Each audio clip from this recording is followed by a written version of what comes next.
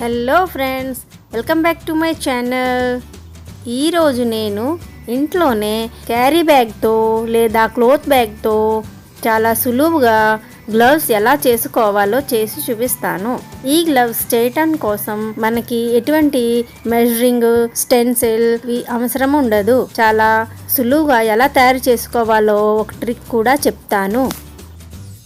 ముందుగా ఇలా ఒక క్యారీ బ్యాగ్ తీసుకుని ఇలా పెట్టుకోవాలి.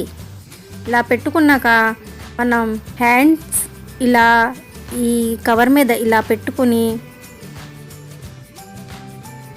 ఇప్పుడు డైరెక్ట్గా దీని మీదే మార్కింగ్ పెట్టుకోవాలి.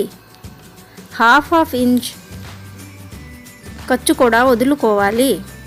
ఇలా మంచిగా వేళ్ళను వెడల్పుగా పెట్టి హాఫ్ ఇంచ్ ఖర్చు వదులుకుని ఇలా చూపించిన విధముగా మార్క్ చేసుకోవాలి.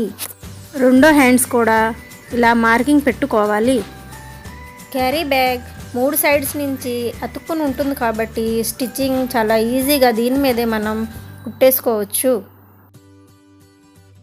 స్టిచ్చింగ్ మెషిన్ ఉంటే డైరెక్ట్గా దీని మీదే స్టిచ్ చేసేసుకోవచ్చు.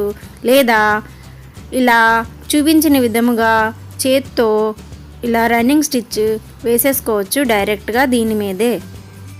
ఇలా మొత్తం మార్కింగ్ మీద రన్నింగ్ స్టిచ్ వేసుకోవాలి. ఒకవేళ కటింగ్ చేసి కుడితే కనుక 2 పీసెస్ పైన కింద ఇటు అటు జారుతుంది, కొంచెం అడ్జస్ట్ అవ్వడం కష్టంగా ఉంటుంది. కాబట్టి ఇలా డైరెక్ట్గా ఈ ట్రిక్తో స్టిచ్ చేస్తే చాలా ఈజీగా స్టిచ్చింగ్ చేసేసుకోవచ్చు.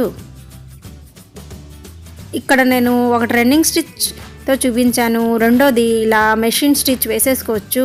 ఇది ఇంకా చాలా త్వరగా అయిపోతుంది. 5 మినిట్స్ కూడా పట్టదు. చాలా ఫాస్ట్గా మనం ఇలా మార్క్ చేసేసుకొని డైరెక్ట్గా ఇలా స్టిచ్ చేసి ఇలా కటింగ్ చేసేసుకుంటే ఇలా గ్లవ్స్ రెడీ. ఇలాగే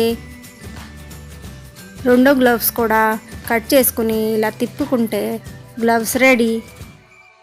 ఈ గ్లవ్స్ తిప్పడానికి కోసం ఏదైనా పెన్సిల్ కానీ పెన్ కానీ లేదా సిజర్తోనే మనం ఇలా దీన్ని ఈజీగా తిప్పేసుకోవచ్చు. ఇలా ఈ సైడ్ కూడా మడత పెట్టి ఇలా స్టిచ్చింగ్ వేసుకోవాలి.